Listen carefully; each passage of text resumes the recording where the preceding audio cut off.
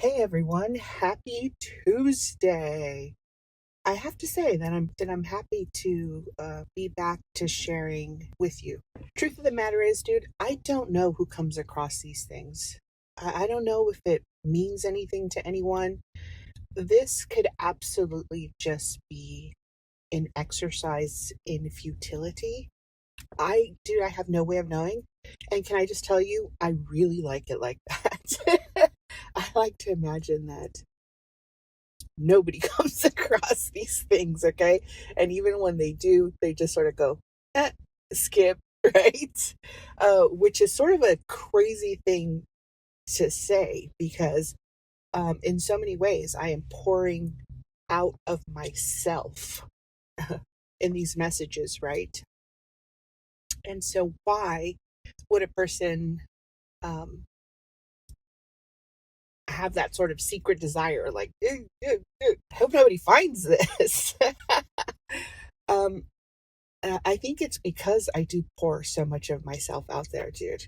And it leaves me feeling vulnerable and like vulnerable in the sense of like a person can assume evil intent in me, right? They can assume, like, oh my God, this person, what the fuck does she think she has to say that she needs to waste our time, Or, dude, it could be the opposite. And I think this is, to me, in this stage of my life, is sort of like the bigger concern. It's like, what if somebody comes to listen to my audio recordings and they really put so much stock into it and they transpose the importance of the message and they put it onto the messenger, right? What if they think it's Erica that is giving me this bit of encouragement and I need her encouragement? The kind of person that I am, dude, that is terrifying for several reasons. I am no one, dude. I'm not just saying that. I am no one.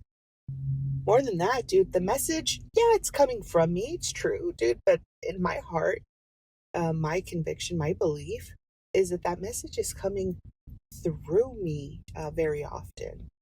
And, this is something that I might have not wanted to share, a year ago, 2 years ago. And I'm going to be honest with you, I don't know that I knew that 2 years ago. I don't think that it really became clear to me that these were messages that were coming through me until maybe about a year ago. I think it was like a year ago, December. It might have been before then, dude. I don't, let's not get into semantics. The point is that it's not unusual.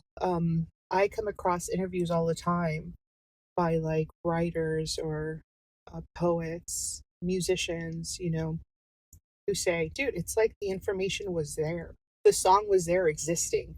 And somehow it came to me and it came through me.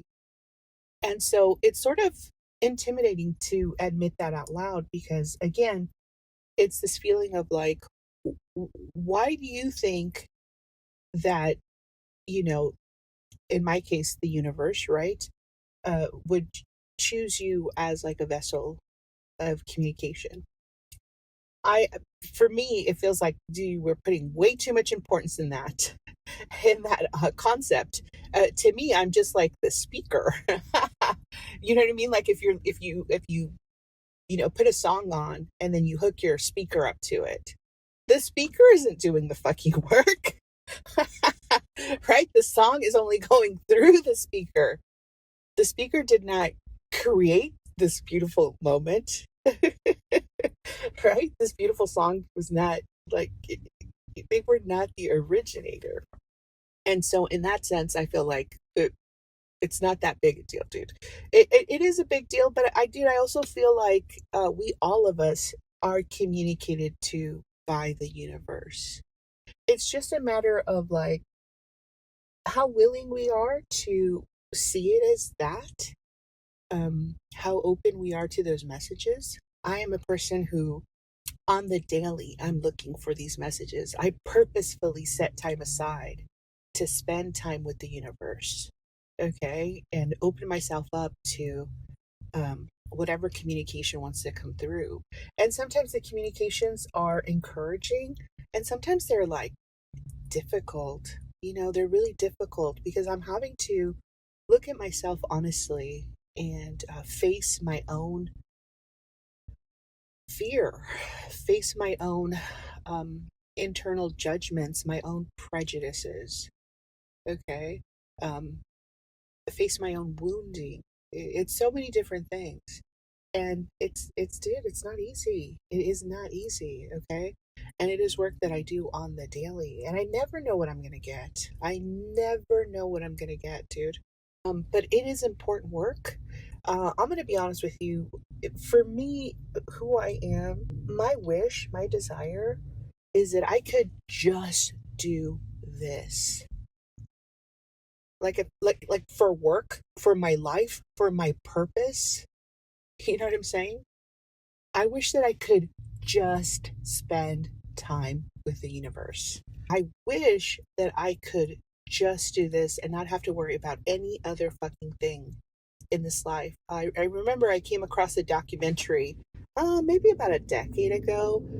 I think it was called Sister Wendy, dude. I gotta find it. Sister Wendy has since passed away, but she was a Catholic nun who was a hermit.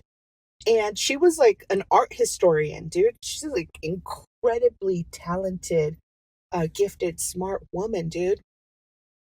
But all she wanted to do was spend time with her God. And that is what she was allowed to do. She lived on a Catholic compound, and she had like a little, essentially the equivalent of like a little trailer home uh, um, on the grounds. And she had her garden, and she like made her meals there. She lived there, and her time was spent in meditation with God. And I understand that for many people, dude, the thought of that life sounds horrifying. Fuck. For me, it sounds absolutely magical.